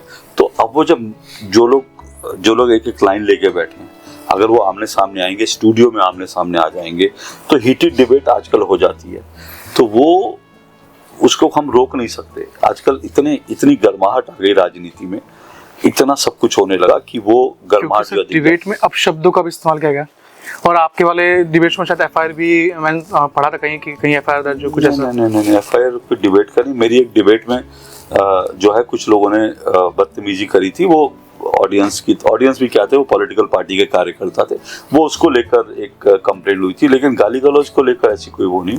और गाली गलौज शायद मेरी डिबेट में 1-2 बार हुई है, किसी ने कहा है, लेकिन जिसने भी कहा उसने ब्रेक के बाद मैंने उनको वार्निंग दी, उन्होंने माफी भी मांगी। तो सर आप लोगों का क्या रोल होता है उसमें जब ऐसे माहौल बनता है, और वो भी लाइव? देखिए, माहौल काफी सैकड़ों करोड़ों में लोग दिखते हैं आप लोगों को। हमारी जिम्मेदारी है कि हम भाषा की मर्यादा को बना के रखें। मुझे कहने में कोई गुरेज नहीं है।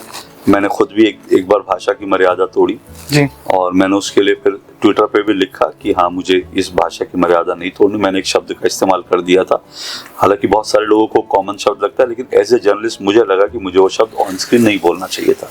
मैंने सार्वजनिक रूप से ट्वीट करा, और मुझे उसके लिए लगा कि मैंने उससे सबक लिया, सीख लिया कि मुझे थोड़ा सा अपने आप को कंट्रोल करके चलना है। तो वो ठीक है, वो हम भी इंसान है, गलतियां कर जाते हैं। तो पर मुझे लगता है कि एक एंकर की रिस्पॉन्सिबिलिटी है कि कोई अगर इस तरह की भाषा का इस्तेमाल करे तो आप उसको रोकें। क्योंकि सर जैसे आप एंकरिंग करते हैं तो एंकरिंग से पहले प्रिपेयर करते होंगे। प्रिपेयर में कई बार टीपी से भी पढ़ते हैं, और नहीं, टीपी नहीं होती। मैं आज तक टीपी इस्तेमाल नहीं करते।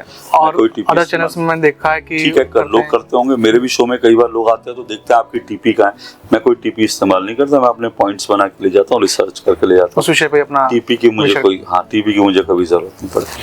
अच्छा सर, एक बहुत महत्वपूर्ण प्रश्न है। जैसे आपको गोदी मीडिया में शामिल किया जाता है और आपको बोला जाता है कि आप मोदी सरकार के पक्ष में खबर रखते हैं, तो क्या आप भी राज्यसभा जाने की होड़ में शामिल भाई साहब, आप राज्यसभा बहुत दूर की बात है जी। एक दिन मैं और मेरे पत्रकार मित्र बैठे थे, तो हम लोग ये कह रहे थे, आप मेरी बात समझ गए होंगे। मैं समझ गया। मैं क्या कह रहा हूँ, मैं ये कह रहा हूँ, हम 2 पत्रकार मित्र बैठे थे, तो हम लोग कह रहे थे यार पिछले 10 साल से हम वो गोदी ढूंढ रहे हैं जिसमें हम बैठे हुए। क्या है सर ये गोदी मीडिया? मैं क्या कह रहा हूँ आपको, भाई हमको किसी की गोदी मिली हमें आज तक नहीं पता। भाई गोदी का मतलब क्या होता है कि कोई आपको एक्स्ट्रा आपका केयर कर रहा है, आपका ख्याल रख रहा है, आपको वो सब कर रहा है, ठीक है। तो मैं कह रहा हूँ कि हम तो सोच रहे हैं यार दुनिया हमें गोदी मीडिया कह रही है, हमको पता ही नहीं हमें किसने गोद लिया है, हमको तो किसी ने गोद ही नहीं लिया। अच्छा आप सोचो, एक बात बताओ, मैं जहां से शुरू किया था वहां आता हूँ। अगर अशोक श्रीवास्तव और इस देश में लोग कहते हैं ना बहुत बड़ा गोदी मीडिया है जी, यही कहते हैं ना कि बहुत सारा गोदी मीडिया है सारा। हम लोग राहुल गांधी के खिलाफ प्रदर्शन करने जाते हैं जी। कितने लोग जुटते हैं? 15-20, ठीक है। अगर इस देश में गोदी मीडिया होता कि सारे चैनल वाले गोदी मीडिया होते तो हम तो 200 लोग जुटा लेते भाई, ठीक है। हम लोगों से तरले करते रह गए, हमने कहा आओ आओ आओ, ठीक है। कोई आया? जिस चैनल के पत्रकार के साथ बदतमीजी हुई थी वो चैनल के लोग भी नहीं आए, जिसको आप गोदी मीडिया कहते हो। कहीं सर ऐसा तो नहीं कि फ्रंट पे वो आना नहीं चाह रहे हो? हाँ एग्जैक्टली, आपने मैं यही तो आपसे कह रहा हूँ जी। अगर कोई गोदी मीडिया है तो उसको डर किस बात का है राहुल गांधी के खिलाफ प्रदर्शन का, और वो जेन्युइन प्रदर्शन। मैं ये नहीं कह रहा राहुल गांधी के खिलाफ। अगर एक चैनल आज तक को आप गोदी मीडिया कह रहे हो और आज तक के पत्रकार निकलने की हिम्मत नहीं कर रहे तो आप, और वो भी विपक्ष के नेता के खिलाफ, तो आप समझ सकते हो टेरर किसका है। आप समझो टेरर किसका है। आज भी विपक्ष में होने के बावजूद राहुल गांधी के खिलाफ प्रदर्शन करने में पत्रकारों की चूं बोल गई। आधे से ज्यादा पत्रकार फ्रंट पर नहीं आए। मेरे पास पर्सनली कई लोगों ने फोन किया, मैं नाम किसी का नहीं लेता, मुझे पर्सनली कई लोगों ने फोन किया कि सर हम आना चाहते थे, हमारे चैनल के लोगों ने और वो चैनल है जिनको गोदी मीडिया कहते हैं, जिन चैनलों का कांग्रेस ने बहिष्कार कर रखा है, उन चैनलों के पत्रकार उस प्रदर्शन में नहीं आ पाए क्योंकि उनको उनके चैनल के जो हेड थे उन्होंने मना कर दिया। क्यों? ये गोदी मीडिया है। देखिए फैक्ट ये है, इस देश में ये जो मोदी सरकार को कहते हैं ना, मोदी सरकार ने 10 साल में मीडिया को अपनाने में, मीडिया को अपना बनाने के लिए कुछ नहीं किया। या मैं आपको फैक्ट बता रहा हूँ। लेकिन सर अभी तक जैसे बार बार गोदी मीडिया शब्द का इस्तेमाल हो रहा है, आपकी नजर में क्या है गोदी मीडिया? नहीं, मैं फिर कह रहा हूँ ना, गोदी मीडिया कुछ नहीं है। क्योंकि 2014 से पहले भी सरकारें थी, मैं आपको अदर पार्टीज की, कांग्रेस की थी, उससे पहले बीजेपी की थी। ये गोदी मीडिया शब्द उन फ्रस्ट्रेटेड पत्रकारों ने दिया है जी, जो 2014 से पहले सत्ता के सब सुख भोगते थे, कांग्रेस के साथ गलबहियां डाल के घूमते थे, कांग्रेस की गोदी में बैठते थे, कांग्रेस सरकार की गोदी में 2014 से पहले तक बैठते थे। 2014 के बाद उनको सरकार ने गोदी से उतार दिया तो उन्होंने दूसरों को गोदी मीडिया, ये उनका सिर्फ और सिर्फ फ्रस्ट्रेशन है, ये उनकी फ्रस्ट्रेशन है और कुछ नहीं है। फ्रस्ट्रेशन में कुछ भी कह के किसी को कह देते हैं। तो गोदी मीडिया और असली गोदी मीडिया क्या होती है वो आप मेरी किताब पढ़ लेना, उसमें मैंने असली गोदी मीडिया बताया। अच्छा सर, एक बात बताइए कि जैसे कहा जाता है कि 2014 से पहले जो अपने देश के पत्रकार प्रधानमंत्री के साथ बाहर जाते थे। हाँ, खूब दारू मिलती थी, खूब ऐसे। ये मैंने खबरें देखी है, मैंने बहुत पहले इसके ऊपर काफी। जी। और क्या आपको भी ऐसा चाहते हैं कि या मलाल है कि आप नहीं जा पाते उनके साथ? किसके साथ? प्रधानमंत्री के साथ। मैं तो जाता हूँ प्रधानमंत्री के साथ भाई, मैं पहले भी जाता था, अब भी जाता हूँ। मैंने तो खुलासा किया था क्योंकि मैं अटल जी के साथ जाता था, मैं मनमोहन सिंह जी के साथ जाता था, मैं नरेंद्र मोदी जी के साथ जाता हूँ।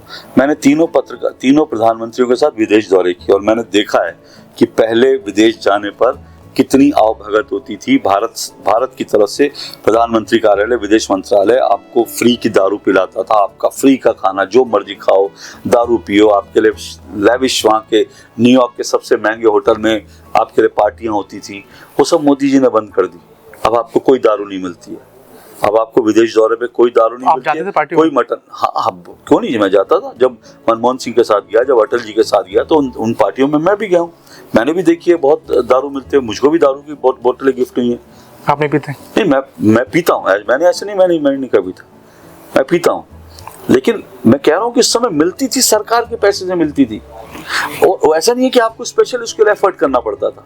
आप अपने कमरा, जो आपका कमरा होता था, आप अपने कमरे में जाते थे, आपके कमरे के बगल में एक बोतल रखी रहती थी, black level, red level, blue level, और वो नीचे लिखा होता था विदेश मंत्रालय के सौजन्य से। फिर उसके बाद आपके लिए बार खुला रहता था होटल के अंदर, जितनी मर्जी जाइए दारू पीजिए, महंगी से महंगी दारू पत्रकार पीते थे, प्रधानमंत्री के साथ जाते थे। अब वो सब बंद कर दी मोदी जी ने, सब बंद कर दी। तो जो चेंजेस में से आप खुश हैं कि? मैं तो खुश हूँ। मुझे क्यों सरकार के पैसे से मुझे क्यों पीनी है? मुझे सरकार के पैसे से टैक्स, अपने दुनिया के टैक्स के पैसे से दारू क्यों पीनी है? मुझे जो पीनी है मैं अपने अफोर्ड कर सकता हूँ तो पीऊँ। तो जैसे सर आप बता रहे हैं, आपने बेबाकी से सारी बात रखी, दो टूक बात रखी। अब कोई नया बच्चा जो मीडिया की पढ़ाई कर रहा है, इस तरह की गतिविधि देखेगा, किस तरह की गतिविधि? जैसे आप बातें रखें कि मीडिया में चोरी होती है, आपने शब्द इस्तेमाल किया दलाली होती है, इस तरह की चीजें जब सुनेगा देखेगा तो उस पर तो गलत प्रभाव पड़ेगा। गलत, देखो हर चीज है, अच्छे लोग हैं बुरे लोग हैं, हर फील्ड में होता है, हर प्रोफेशन में होता है, अच्छे लोग हैं बुरे लोग हैं। तो इसलिए मुझे लगता है कि आपको तय करना है कि आप क्या करना चाहते हो। आपको खूब पैसा कमाना है अगर जर्नलिज्म में आके, तो आपको किसी पॉलिटिकल पार्टी के लिए काम करना पड़ेगा, किसी नेता के लिए काम करना पड़ेगा, उल्टे सीधे धंधे करने पड़ेंगे, किसी नेता के साथ अच्छे संबंध बना के ट्रांसफर पोस्टिंग करवानी पड़ेगी। तो वो आपके ऊपर है। और अगर आप ईमानदारी से पत्रकारिता करना चाहो तो करो, वो भी बहुत सारे रास्ते हैं, ऐसा कुछ नहीं है कि दोनों तरफ की चीजें हैं। आपको कभी धमकियां मिली हैं?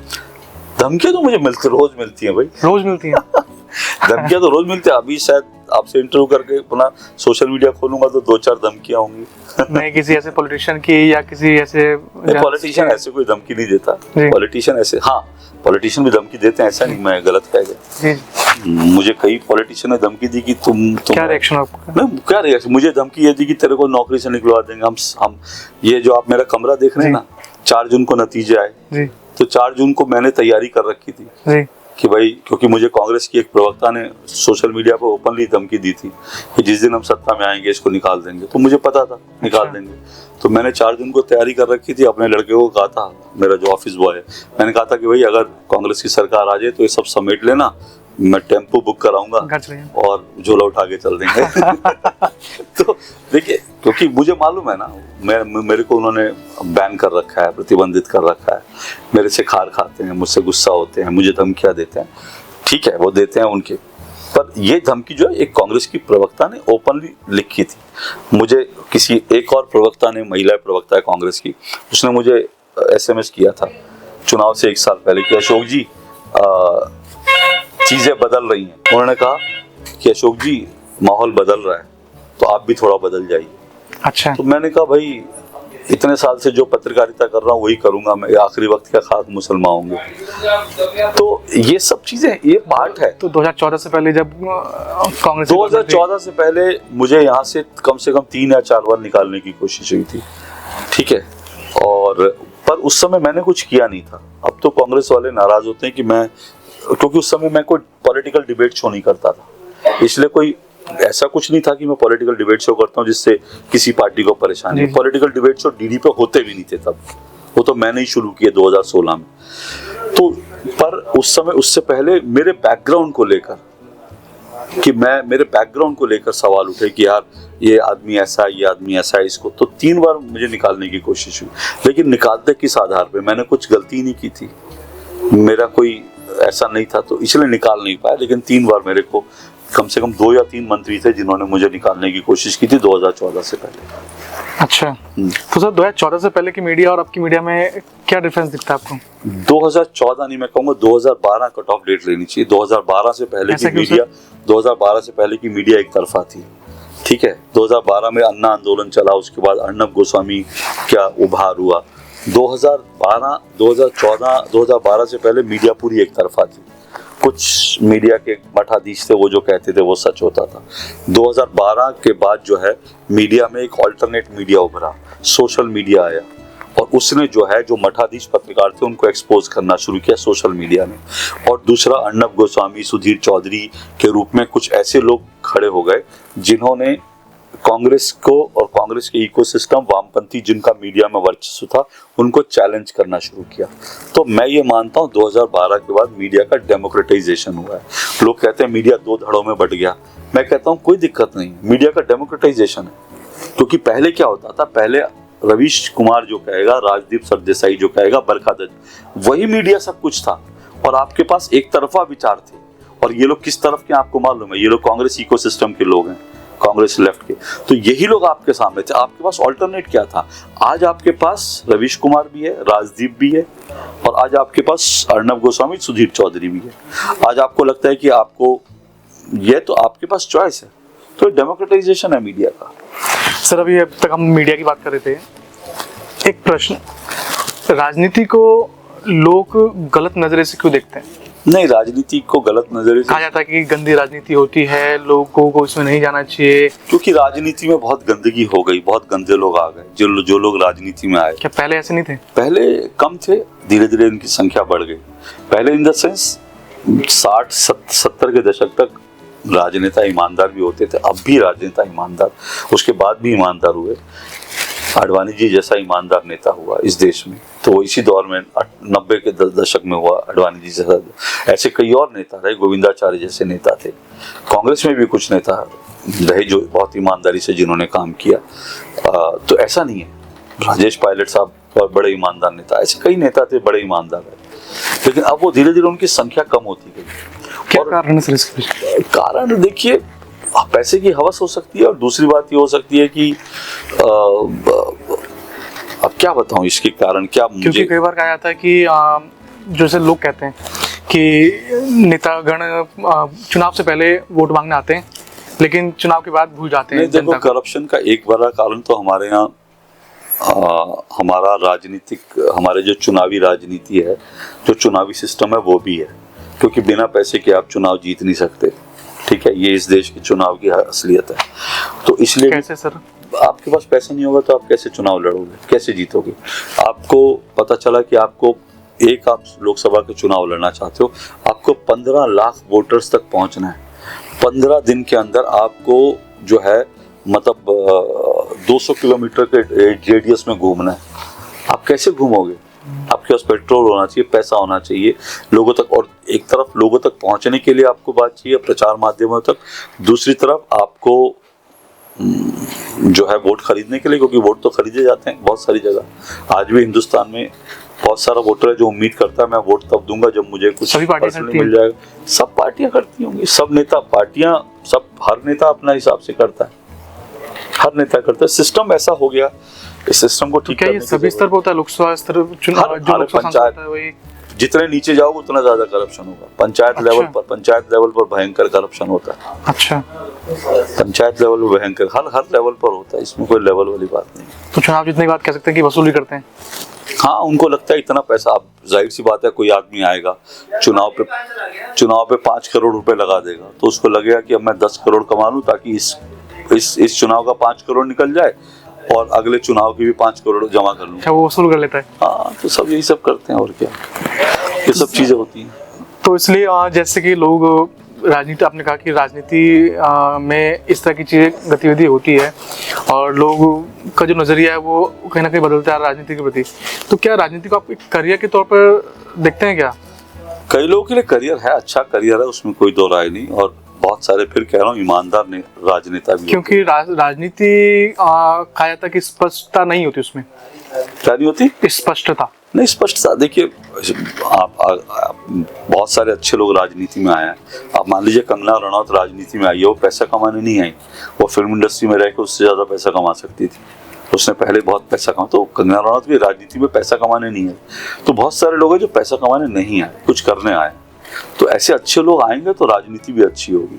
अच्छा सर, आपने अभी हाल ही में जैसे कि बताया शुरुआत में कि प्रदर्शन किया था जिसमें अमेरिका में राहुल गांधी से बांग्लादेशी हिंदुओं को लेकर जो प्रश्न पूछा गया, उसके बाद उनके उस पत्रकार के साथ बदसलूकी की गई और आपने उसको लेकर प्रदर्शन किया, जिस पर कांग्रेस की नेता हैं सुप्रिया सुले, मैं ट्वीट आपको पढ़कर सुना देता हूं। उन्होंने लिखा, आपकी जो प्रदर्शन की तस्वीर है उन्होंने ट्विटर पर शेयर किया और लिखा, सदी का सबसे बड़ा प्रदर्शन, और उन्हें हंसते हुए 2 इमोजी डाली।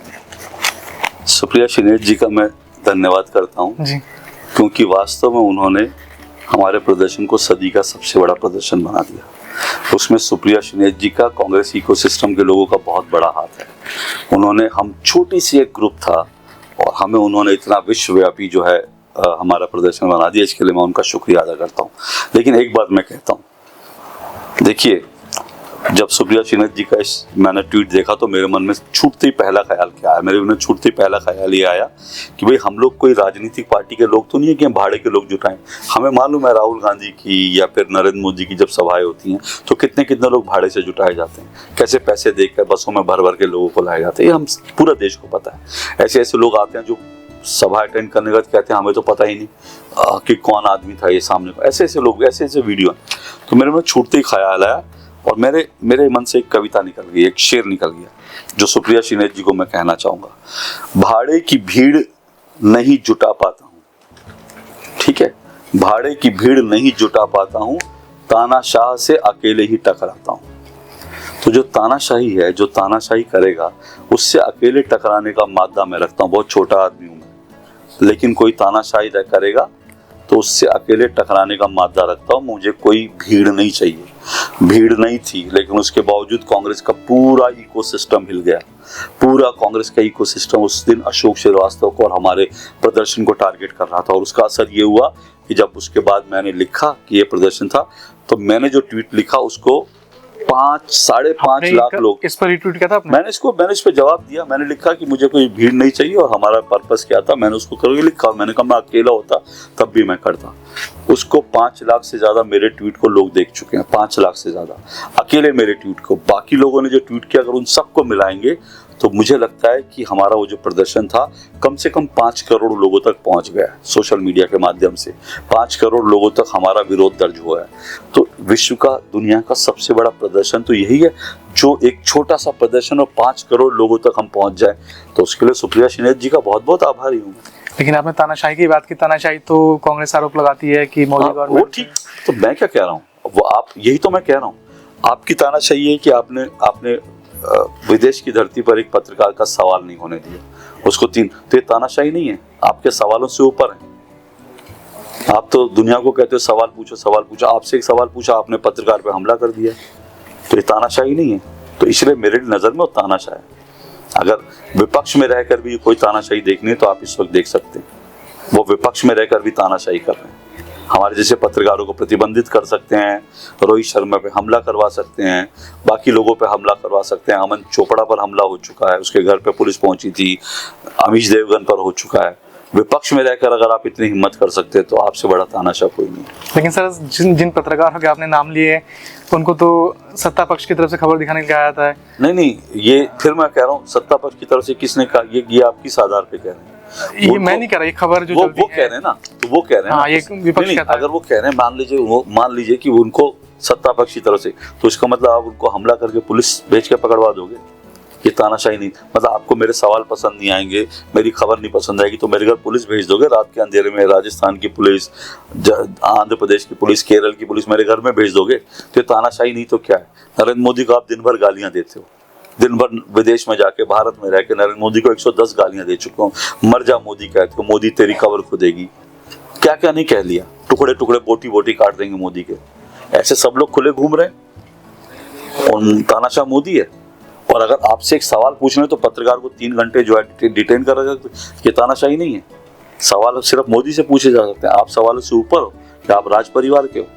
आप इस देश के क्या, मतलब आप कोई भगवान हो क्या? आपसे सवाल नहीं पूछ सकते? सवाल पूछोगे तो आप कह दोगे बीजेपी का बिल्ला लगा लो। जो पत्रकार आपको रात दिन दिखा रहा है, मौसमी मौसमी जो है आज तक की, वो बेचारी राहुल गांधी की पूरी यात्रा को कवर किया, पूरी यात्रा पैदल चल चल के दिखाती रही। उसने राहुल गांधी से एक सवाल पूछे, राहुल गांधी कह रहे बीजेपी का बिल्ला लगा लो। तो आप क्या, मतलब सवालों से ऊपर हैं क्या? आप खुदा हो गए हो क्या? तो ये तानाशाही है भाई। क्या आपको कभी चुनावी टिकट का ऑफर मिला? नहीं भैया, मुझे मैं फिर कह रहा हूँ यार, मैं बड़ा छोटा आदमी। देखो यार, मेरी लोगों को ना बाहर बहुत बड़ा लगता है, मैं सही बताऊं। आपकी इच्छा नहीं राष्ट्रपति जाने की? यार सुनो मेरी बात, मैं क्या कह रहा हूँ, लोगों को बाहर बड़ा, लोगों को मेरी असलियत नहीं पता जी। लोगों को बाहर लगता है कि यार ये तो मोदी का बड़ा खास आदमी। मेरी हार्डली मोदी जी से बात होती है। जब कभी इंटरव्यू करने जाता हूँ, कुछ होता है तो लोगों को लगता है मोदी जी का बड़ा करीब आदमी है। लोगों को लगता है कि इसको मोदी जी ने बड़ा पैसा दिया। लोगों को लगता है बड़ा बहुत ऊंचा आदमी है, इसको टिकट मिलने वाले। मैं, ऐसा कुछ भी नहीं है भाई साहब, कुछ भी नहीं, मुझे कोई पूछता भी नहीं। ये आपकी लड़ने की इच्छा है चुनाव? नहीं, चुनाव देखो, चुनाव लड़ने की इच्छा होना एक अलग बात है। जब मैं पत्रकारिता से रिटायर हो जाऊंगा तो मुझे कुछ तो करना है।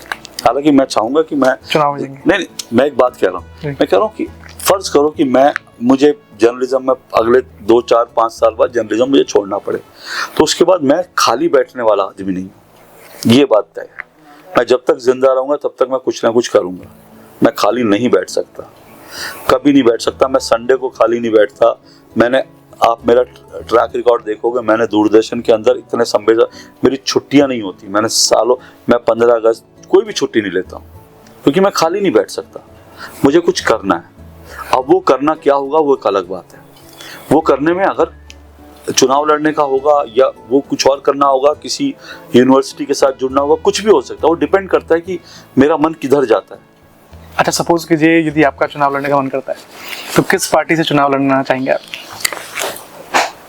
देखो यार, ऐसा है कि चुनाव लड़ने का मन करता है, किस पार्टी से लड़ना चाहूंगा ये बड़ी दूर की बात है। पहली बात तो पहली बात तो मुझे पार्टी टिकट क्यों देगी, सबसे बड़ा सवाल तो ये है। अगर मुझे कोई ऑप्शन मिलेगा तो जाहिर सी बात है मैं एक ऐसी पार्टी को देखूंगा जो देश के लिए बेहतर करती होगी, जो इस देश में भारत की बात करेगी, हिंदुओं की बात करेगी। क्योंकि मैं मानता हूं इस देश में हिंदुओं के ऊपर बहुत अत्याचार हो रहा है, हिंदुओं को इस देश में ढकेला जा रहा है कॉर्नर में। मैं आज हिंदुओं के लिए आवाज उठाने के लिए मैं खड़ा हूं। अगर आज बाला साहब ठाकरे जिंदा होते और अगर वो हिंदुत्व को लेकर वही पताका फहरा रहे होते तो आज मैं बाला साहब ठाकरे की शरण में चला जाता। ऐसा क्यों लगता है आपको कि हिंदुओं पर अत्याचार हो रहा है देश में? इस देश अब जो है तिरुपति के जो लड्डू थे उसके अंदर गौमांस का तेल और मछली का तेल क्या क्या नहीं, ये कोई सोच सकता है? नहीं तो बनाने वाले भी तो नहीं हिंदू ही। मैं कौन, तो जो भी थे, सरकार उस वक्त किसकी थी? अब वो मंदिर के लोग थे, और मंदिर में कौन लोग थे? जगनमोहन रेड्डी या बाकी लोगों ने जिस तरह से ईसाइयों को मंदिर के टीम में ले लिया, क्या वो ठीक था? हिंदुओं के मंदिरों पर हिंदुओं का अधिकार क्यों नहीं है? ये ईसाइयों के पास अपने चर्चों का अधिकार है, मुसलमानों के पास अपनी मस्जिदों का अधिकार है, गुरुद्वारों के पास अपने मंदिरों का, अपने गुरुद्वारों का अधिकार है, सिखों के पास, हिंदुओं के पास नहीं है। और संसद में खड़े होकर राहुल गांधी कहते हैं हिंदू हिंसक होता है। दक्षिण से कोई आदमी खड़ा होकर कहता है कि सनातन को समूल नाश कर देना चाहिए। लव जिहाद होता है हिंदू लड़कियों के साथ। देश में जो है कोई हिंदू जो है अगर आवाज उठा दे उसके सर तन से जुदा की बात। हिंदुओं का कोई त्योहार मुझे बता दीजिए पिछले 2 साल में जिस त्योहार पे पथराव नहीं हो रहे हो। कैसे हिंदू सुरक्षित है? आप गणेश पूजा के लिए जाओगे तो वहां पे पत्थर पड़ेंगे, आप जो है हनुमान जयंती में शोभा तब आप पे पत्थर पड़ेंगे, रामनवमी में पत्थर पड़ेंगे। कौन सुरक्षित है? मैं अपने त्योहार नहीं मना सकता हूँ। हिंदू की परिभाषा क्या है सर? कौन है हिंदू? देखिए, जो सनातन धर्म को मानने वाला है, हिंदू धर्म को मानने वाला है। मैं कोई हिंदू धर्म का कोई ज्ञाता नहीं हूँ। क्या हिंदू कोई धर्म है? नहीं, क्यों नहीं, हिंदू धर्म है। सनातन धर्म जो मतलब आप जो उसको माने, मैं ये नहीं कहता कि हिंदू कोई ऐसा रिलीजन नहीं है, सेमेटिक रिलीजन नहीं है कि वो एक चीज को मानता हो। हिंदू आप हो, मैं हूँ, सब है। अगर आप ईश्वर को मानते हो, एक सत्ता को मानते हो तो आप भी हिंदू हो सकते हो। लेकिन अगर आप एक ही चीज को मानोगे, कहोगे कि नहीं मैं तो हनुमान जी को ही मानता हूँ, बाकी कोई देवता नहीं है, तो फिर मुझे आपके हिंदू होने पे शक हो सकता है। हिंदुत्व तो बहुत विशाल चीज है, बहुत विशाल चीज है। और हिंदुत्व क्या है? मैं हिंदुत्व एक ही बात है भाई, एक ही बात है। हाँ बिल्कुल, हिंदुत्व एक ही बात है। पुरुष पुरुषत्व, नारी नारीत्व, हिंदू। लेकिन कहते हैं कि हिंदुत्व जीवन शैली पूरे भारत की शैली। वो तो सुप्रीम कोर्ट की व्याख्या थी ना कि जीवन शैली। अब जीवन शैली का मतलब क्या है? मतलब ठीक है जीवन शैली एक, लेकिन जीवन शैली का मतलब क्या है? क्या एक ऐसा व्यक्ति जो रोज मस्जिद जाता हो, ठीक है, जो रोजे रखता हो और ये मानता हो कि हनुमान जी की पूजा, किसी भी देवता की मूर्ति की पूजा जो है वो काफिर है, तो हिंदू कैसे हो सकता है? उसकी लाइफस्टाइल कुछ भी हो। तो ये सब विषय अलग है, मैं उस पर नहीं जाना चाहता। लेकिन मैं सिर्फ एक बात कहना चाहता हूँ कि जो हिंदुओं के पक्ष में बोले मैं उसके साथ खड़ा हूँ आज की तारीख में, क्योंकि मुझे लगता है अगर हिंदू नहीं बचेगा तो ये देश नहीं बचेगा। जब तक हिंदू हैं इस देश में तब तक ये देश सुरक्षित है। जिस दिन हिंदू नहीं रहेंगे देश नहीं बचेगा। अभी बांग्लादेश में सर हिंसा हुई हाल ही में, जिसमें कई सारे हिंदू मंदिर तोड़े गए, हिंदुओं पर हमले भी हुए, उस पर क्या रहा मीडिया का रुझान? बहुत गंदा रहा। मैं और आपने क्या अपने शोज में? नहीं, मैंने बहुत शो किए, मैंने इस पे शो किए। हिंदुओं पर जिस तरह के अत्याचार वहाँ हुए, जो हमले हुए, बहुत शर्म की बात है और बहुत गलत है और दुर्भाग्य की बात है। भारतीय मीडिया ने बहुत उसमें गलत रोल निभाया। शेखर गुप्ता जो हैं अपने प्रिंट में छापने के लिए एक बांग्लादेशी पत्रकार को ले आए जो झूठ कहानियां लिख रहा है कि बांग्लादेश में हिंदू सुरक्षित हैं। आज भी सुरक्षित नहीं है बांग्लादेश में, और इसीलिए मैंने कहा जब तक हिंदू हैं तब तक भारत सुरक्षित है। बांग्लादेश के अंदर देख लीजिए क्या हो रहा है, पाकिस्तान में क्या हो रहा है, कहीं हिंदू सुरक्षित नहीं। जब तक हिंदुस्तान में हिंदू हैं, जब तक एक ऐसी सरकार है जो हिंदुओं को इंसान मानती है, तब तक आप सुरक्षित हैं। क्या आप इस गवर्नमेंट को मानते हैं ऐसी? इस गवर्नमेंट को मैं 100 में से 70 नंबर दूंगा, लेकिन कम से कम ये जरूर है ना, पूर्ववर्ती सरकार नहीं थी? पूर्ववर्ती सरकारों ने तो हिंदुओं को आतंकवादी बना दिया था। हिंदू आतंकवादी बना दिया था। कांग्रेस सरकार की बात कर रहे हैं? हाँ, हिंदू आतंकवाद की थ्योरी क्यों आई? उससे पहले बीजेपी की सरकार भी थी। उससे पहले बीजेपी की सरकार थी, उसमें भी हिंदुत्व का कोई, क्योंकि वो अटल जी की सरकार जो थी वो मिलीजुली सरकार थी, वो क्लैरिटी के साथ नहीं थे। हिंदुओं को लेकर उन्होंने कुछ किया नहीं और इसीलिए अटल जी की सरकार को चुनाव में मात भी खानी पड़ी, क्योंकि उन्होंने हिंदुओं के लिए कुछ किया नहीं। जो चाहे कश्मीर का मुद्दा, अयोध्या का मुद्दा, उस पर अटल जी की सरकार ने कुछ नहीं किया, क्योंकि दबाव में थे, उनके ऊपर सहयोगी पार्टियों का दबाव था, तो इसलिए वो नहीं कर पाए।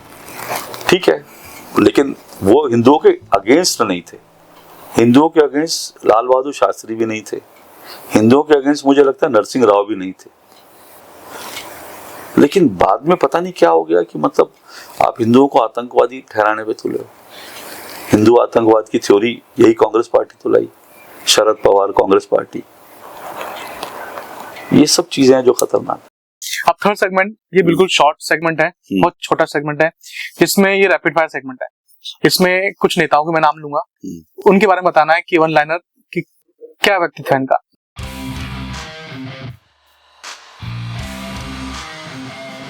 सबसे पहले प्रधानमंत्री नरेंद्र मोदी, देश के अब तक के सर्वश्रेष्ठ प्रधानमंत्री राहुल गांधी, पप्पू नहीं है, बहुत खतरनाक है, बहुत खतरनाक है, अरविंद केजरीवाल, अरविंद केजरीवाल के लिए मैं कहूंगा रंगा सियार। ऐसा क्यों? रंग ऊपर से क्या अंदर से क्या पता नहीं चलेगा। योगी आदित्यनाथ, हिंदुओं के सर्वश्रेष्ठ नेता। अच्छा, हिंदुओं के इस वक्त देश में सर्वश्रेष्ठ नेता अखिलेश यादव, कंफ्यूज नेता है, कंफ्यूज नेता है। अच्छा, तेजस्वी यादव, नौवीं फेल। सोनिया गांधी,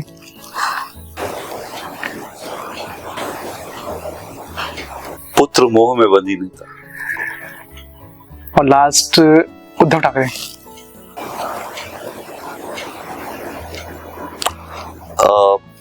किले का दरवाजा अंदर से खोलने वाले गद्दार।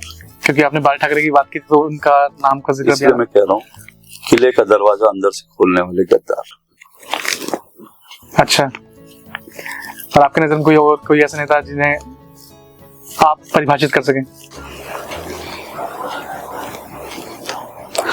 बड़े सारे नेता हैं, किसी को परिभाषित मैं क्या करूंगा। मनीष सिसोदिया।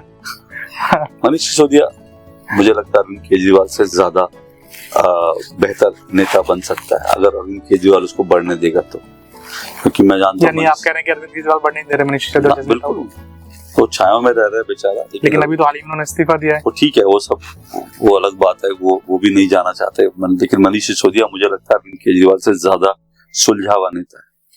अगर मौका अगर उसको कभी मिलेगा तो वो अरविंद केजरीवाल से ज्यादा बड़ा नेता बन सकता है। असदुद्दीन ओवैसी, सर तन से जुदा गैंग के सरगना।